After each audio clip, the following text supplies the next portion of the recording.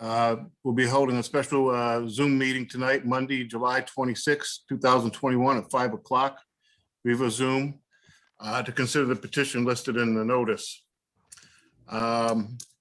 Pursuant to the open meeting law, any person may make an audio or video recording of this public meeting or may transmit the meeting through any medium.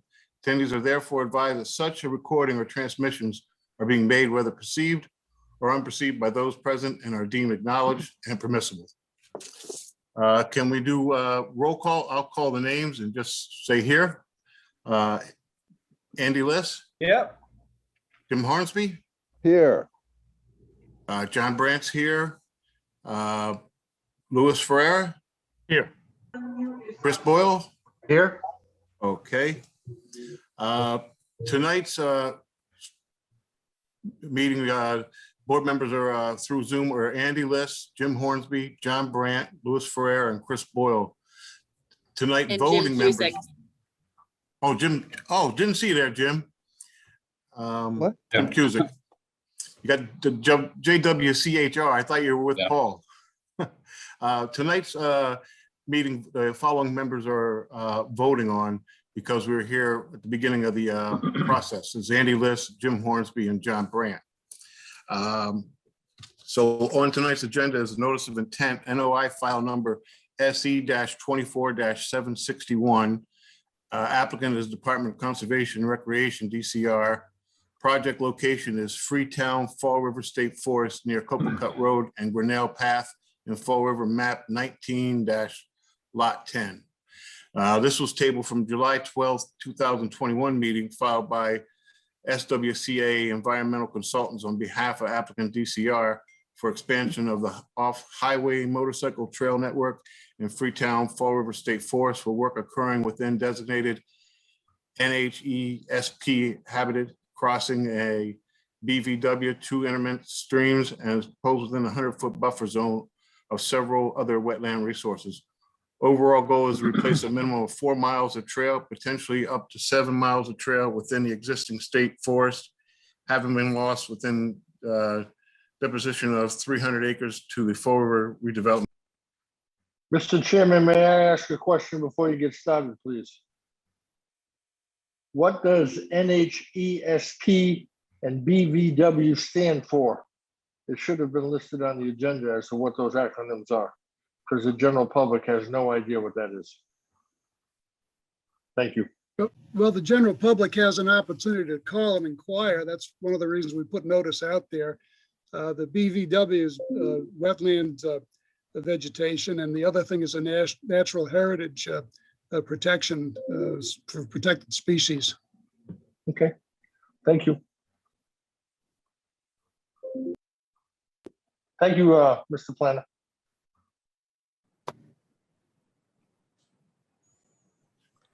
Mr. Chairman, you're muted.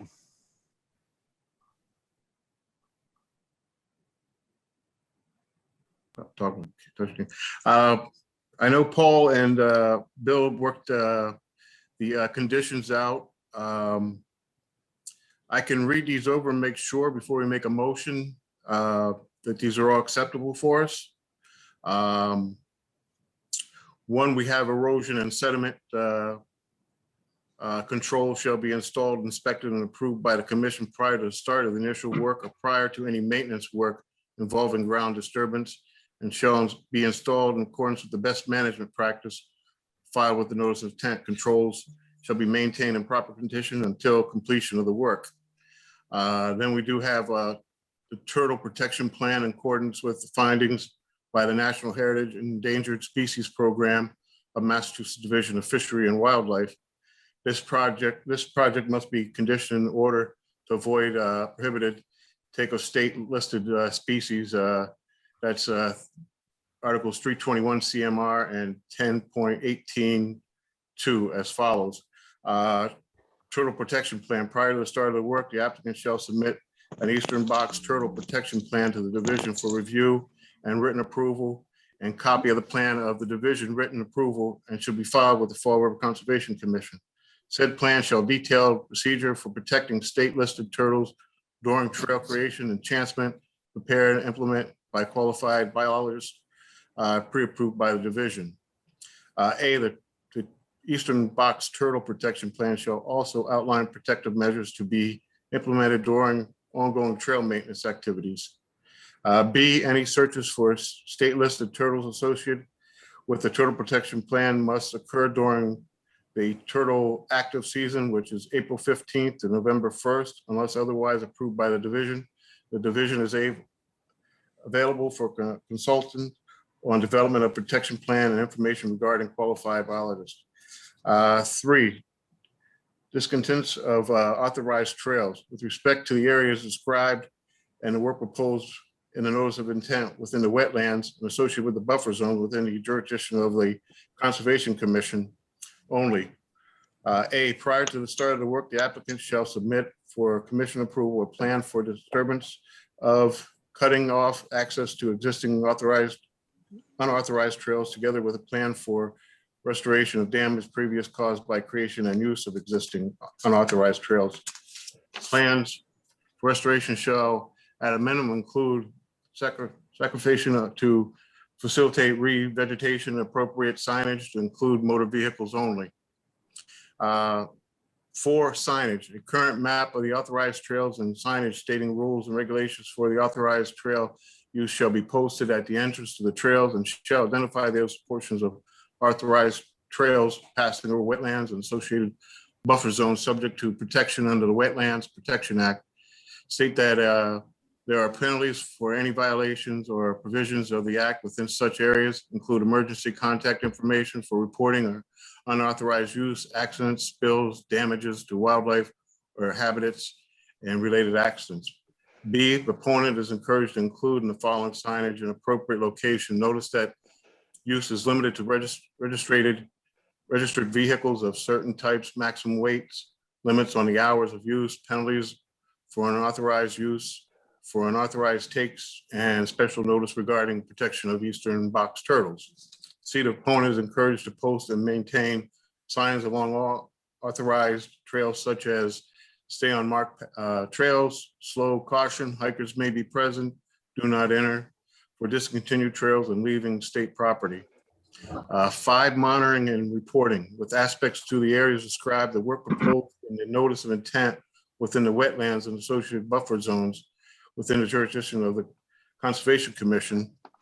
A, proponents shall adopt and notify the commission of a regular schedule to monitoring and inspectional visits to ensure appropriate usage of such areas, and shall submit an annual written report to the commission summarizing activities undertaken to monitor, inspect, and maintain such areas. The report shall include, but shall not be limited to, the number of staff visits, hours on site for inspections, number of accidents observed or reported of illegal, unauthorized, inappropriate use, including date, location, where observed or reported, what actions was taken, such as a nuisance of warning or citation, any damage observed, specific maintenance activities undertaken, completed, where applicable maintenance activities shall be in accordance with the documents filed with notice of intent.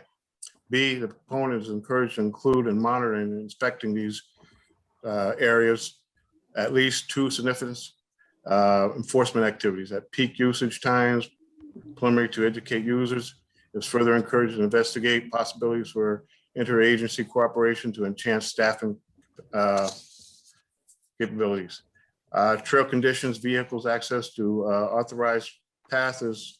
The area shall be closed during and after major rain events and during periods when conditions of the trail is not appropriate for use. I think we've pretty much got a good order of conditions there. Do we have any questions? Oh, yeah. I do. Okay, Jim? There you go. Perhaps I'm sorry, others Mr. do Chairman, also. Yes. if I could just interject just by way of Yeah, background. that's what I was gonna say. Yeah, Yeah, go just by ahead. way of background. At one of the previous meetings, the vote was taken to issue an order of conditions. So that's not a matter of debate. The board has decided to issue an order of conditions so that the project can go forward. And the task that was given to Paul and to me at that time was to come up with a list of special conditions which we could agree upon which would be within our jurisdiction to impose. We worked on that over a period of time, some back and forth. And I don't want to speak for Paul, but I believe that the version that we've submitted that you just read from and that the board members have seen is the one that we agreed upon. And I recommend that the board adopt it. I think that it goes as far as we can go within our jurisdiction to protect the resources that we're charged with protecting. I know there's sentiment on the board that motorcycles should be excluded from this area entirely, but that's not for us to decide. That's another day, another discussion with another jurisdiction, but not ours from all that we can determine. So just wanted to make that statement and make sure that Paul agrees that what was just read is what we agreed upon. And then that's really all I had to add. Thank you. All right. Jim, what did you want to add? Well, Mr. Kenny has taken most of the words out of my mouth. I'm Happy to do it. pleased. Happy to do it. Okay. I did have a couple of words, just one of the things that isn't clear, and I should say, I mean, I think it's been clear that I am opposed to motorcycles in the bioreserve because the bioreserve is supposed to be a place in which animals, plants, trees can grow, and we have 16,500 acres, I think, nearly, which will make it a place of an oasis, a bioreserve, a place where natural things can grow naturally, and motorcycles have a big impact and have had a big impact. And I'm delighted that we have these conditions, and I think we're only voting on these conditions. Is that correct? Yes. Correct. Okay, now I have a question to ask Mr. Janegy or Mr. Kenny or anyone else who can answer it.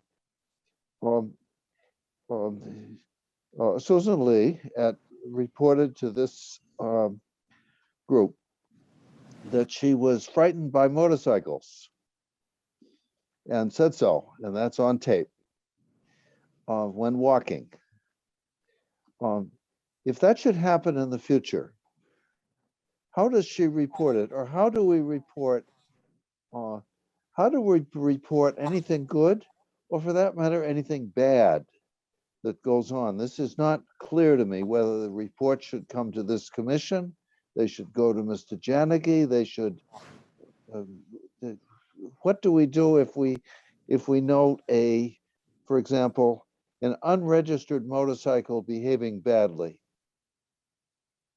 So if I might just, address for a minute, Mr. Hornby's question, and I guess I will also take this opportunity to confirm that Mr. Kenny and I did have a lot of back and forth on these issues, on the draft conditions. I do believe that I can accept these conditions as written.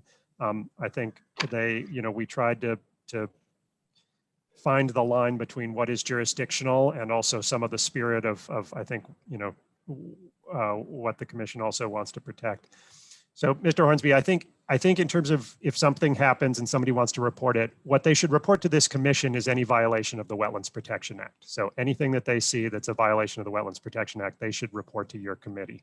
If there's a safety issue, they should report it to 911 or to our rangers. If there's a trail planning issue, they can certainly report it to me. DCR also has a stewardship committee that meets once a month, and the public is welcome to make comments at that stewardship committee. A stewardship committee? What is that? It is our, it is a board that advises DCR that meets monthly. There are representatives that are appointed to it, I think, by the governor's office. And, if one were to Google DCR Stewardship Committee, one can find out when those meetings are and how to participate. Okay, so that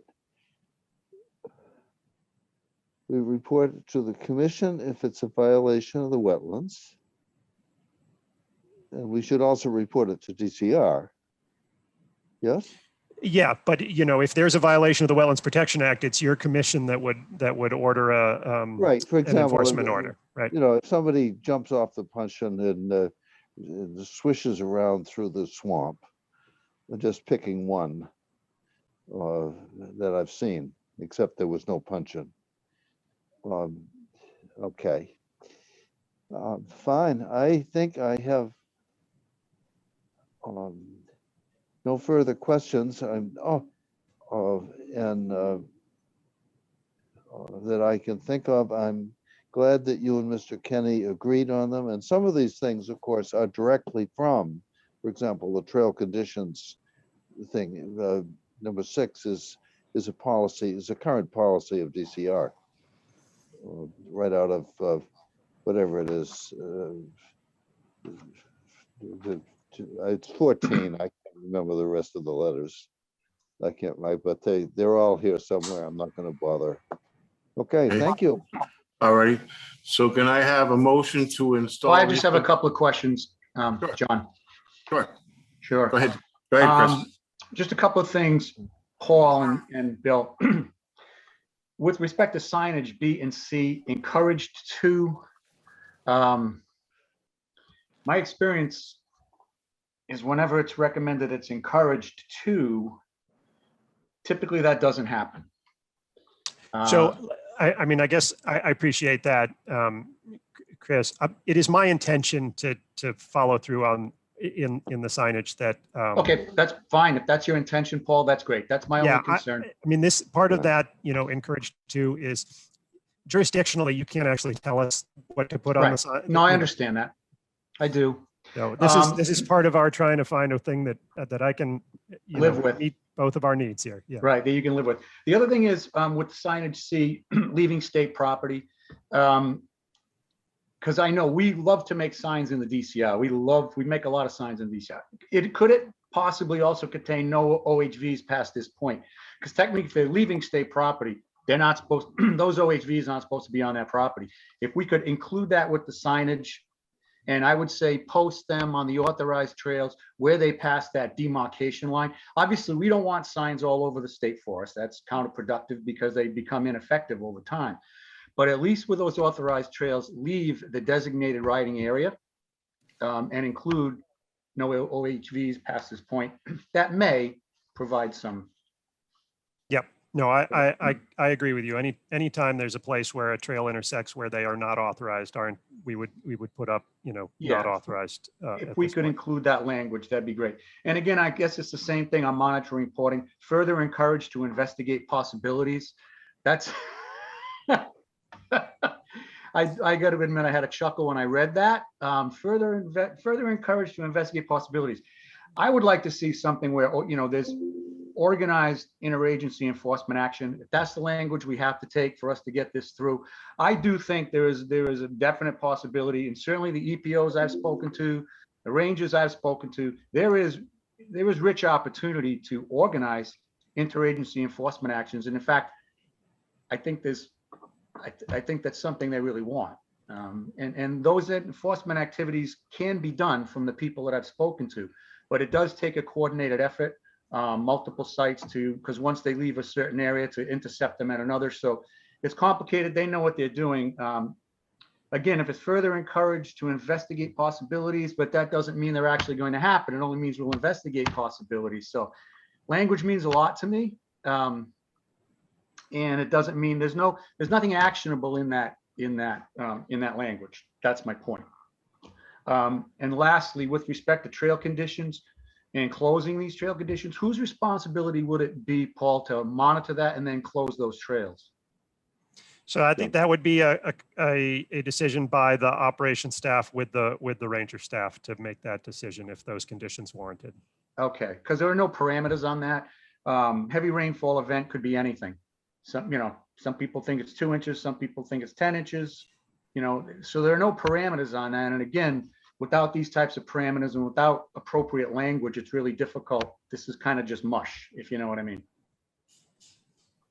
But if it's the best we can do and it's what we can live with, I'm completely on board. And I can't vote anyway, so what difference does it make? So it's all right. I'm good. Chairman, after, I'd like to speak afterwards.